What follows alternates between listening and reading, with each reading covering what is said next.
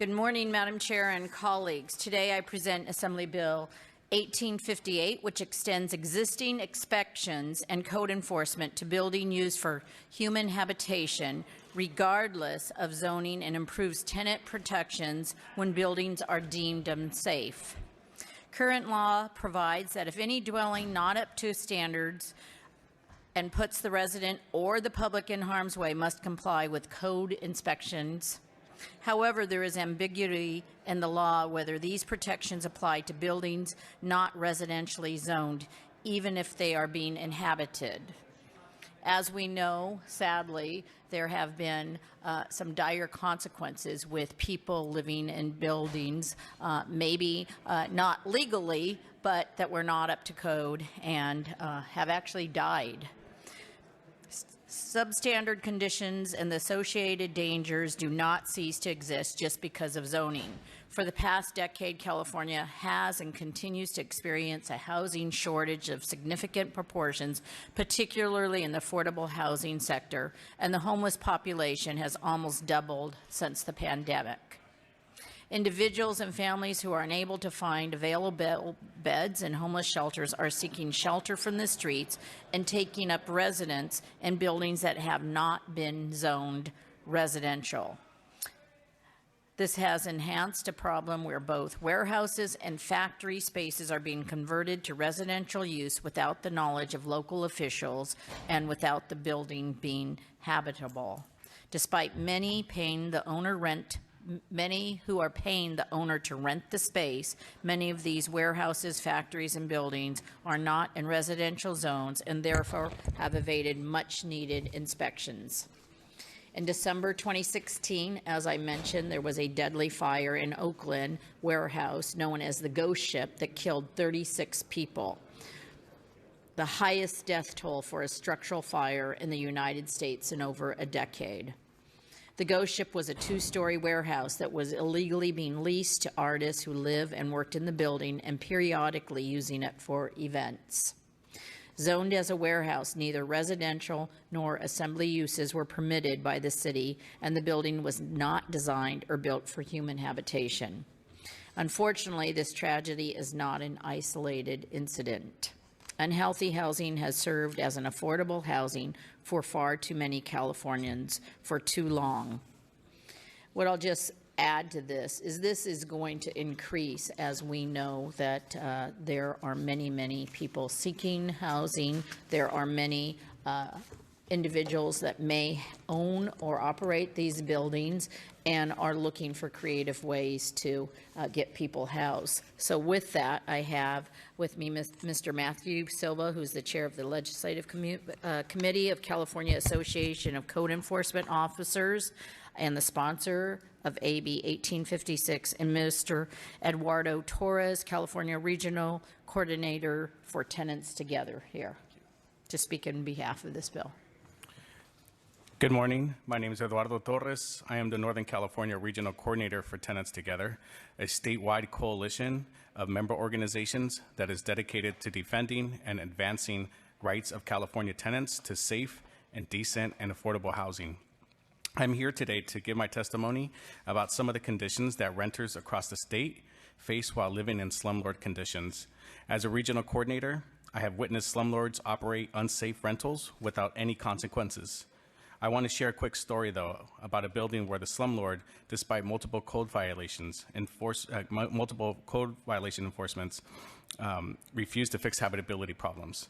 In Contra Costa County, the tenants at Glenbrook Green were under the mercy of an owner who would not make any repairs.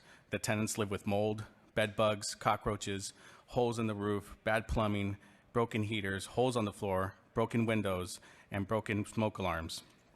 When tenants have requested repairs, they've been met with threats of displacement. Eventually, code enforcement cited the owner for multiple code violations, but at the end, nothing has changed and tenants are still forced to live in unsafe homes. Stories like these, unfortunately, are very uncommon in California. Children are forced to live with bed bugs. People with respiratory problems are forced to live with mold. Families are forced to live with cockroach and rat infestations. This is why AB 1858 is important for California renters. Receiverships take away these inhabitable buildings from irresponsible property owners who are not investing in their rentals. Currently, slumlords have benefited from not paying their fair share of relocation fees. This bill is making sure that renters' safety is protected so they don't become houseless. The current law is inadequate and puts renters at risk. There's not enough money for renters if they are forced to move. $56 a day is not enough. But now we'll have solutions to help. This bill gives judges a solution to make sure that the remedy is adequate and fair. This bill addresses serious health code violations where it's not safe for renters to be present. We don't want the state to substitute unsafe housing for affordable housing. Thank you. Morning. My name is Matthew Silver, and first of all, I would like to say thank you for having us here, the opportunity to speak with you. Secondly, I am a certified code enforcement officer and the chair of the legislative committee for the California Association of Code Enforcement Officers. Very briefly on code enforcement officers. Code enforcement officers are the front line in enforcing building codes and housing codes in our California state. We deal with the whole litany of quality of life issues, and we are often the only ones enforcing these. So dealing with housing issues, and particularly substandard housing, is part of our everyday job. According to the U.S. Census Bureau, over 2 million Californians are living in substandard housing in this state alone. This involves things, some examples we typically see: lack of hot water, lack of heat, mold, bed bugs. I can tell you from first personal experience, I was in a property in Santa Barbara County, and I walked in and a little child stood up covered head to toe in bed bug bites. This cannot continue to occur in California. Fortunately, we have good housing laws. The problem is that there are loopholes in these laws. And what we're seeing is that slumlords are driving trucks through these loopholes to avoid responsibility, to refuse or delay abatement of their properties, and to drive up the cost for compliance. As a result of that, we are seeing tragedies occur in properties like the Ghost Ship fire. I know Ghost Ship occurred a couple years ago, but I am sad to sit here before you and tell you that is not an isolated incident. This occurs, and I see it all the time in California, as do the thousands of our code enforcement officer members throughout the state. We cannot allow substandard housing to be an excuse for a housing crisis. This bill does 3 things, and these 3 things are really important to make our laws more effective, efficient, and fair from those suffering in substandard housing. One is it closes a loophole that makes clear now with this bill that this law applies to any property occupied regardless of zoning. Mold, bed bugs, fire hazards, electrical hazards, these items don't know zoning districts. They don't know property lines.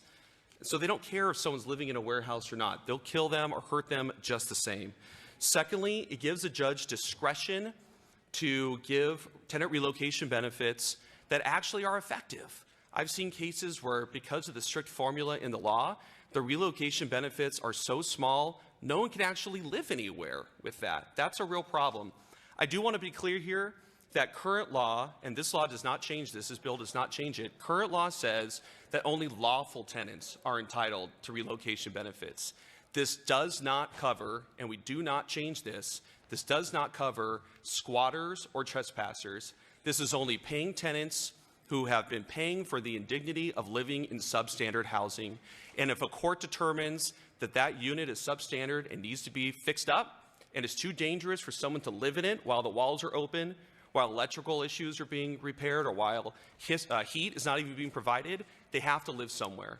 Only in that circumstance does this tenant relocation benefit kick in, and the only thing the bill does is give the judge discretion to set a value that actually works.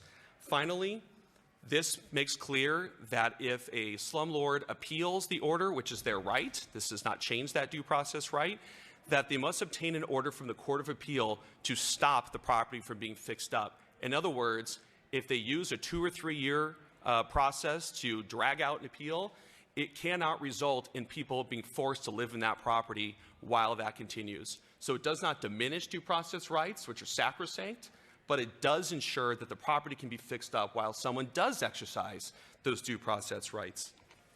Finally, a note, code enforcement is only about compliance. That's all we're seeking. This is not a profession that engages in punitive measures. We're not looking to punish anybody. All we do is seek compliance with existing laws passed by this legislature and by our local officials who are also elected. So I would like to be clear that we're not looking to target property owners. We're simply looking to hold slumlords responsible, and I'll finish with this. Before we even get to this process, a slumlord has had, by my count, at least 6 different notices and opportunities to comply, and each one of those comes with an appeal. With that, I thank you, and I'm happy to answer any questions. Thank you very much. We will go now to additional witnesses in support in the room for AB 1858. Additional witnesses in support, name and organization. Good morning, Chair members. Brady Girton on behalf of the California building officials in strong support. Great. Anyone else in the room? Operator will take it to the phone lines. Witnesses in support of AB 1858.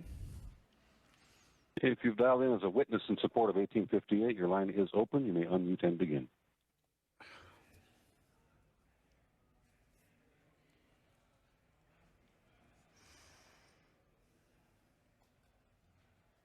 And we do have one witness dialed in, but apparently they're for a different bill, and have not responded. Okay. Now we'll take it back to the committee room for witnesses in opposition, primary witnesses in AB 1858.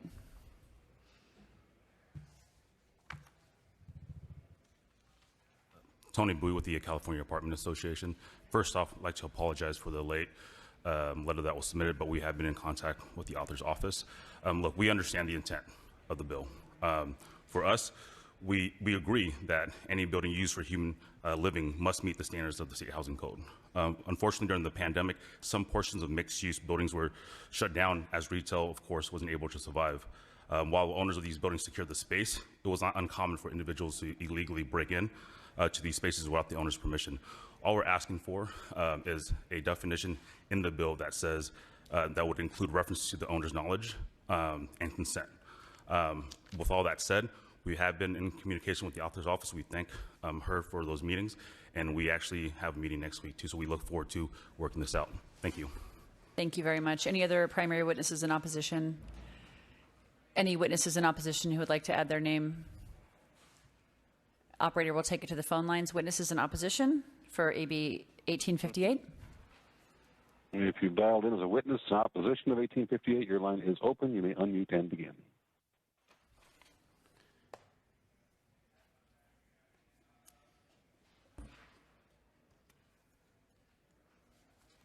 And again, Madam Chair, we have no response from the witnesses that have dialed in. Thank you. We'll take it back to the room here. Mr. Cholera. Thank you. I don't have a mic. I just want to show my appreciation to the author for this bill. I've represented tenants in landlord-tenant court in Washington, D.C. against slumlords, and I've seen some of the situations that are just horrific to see.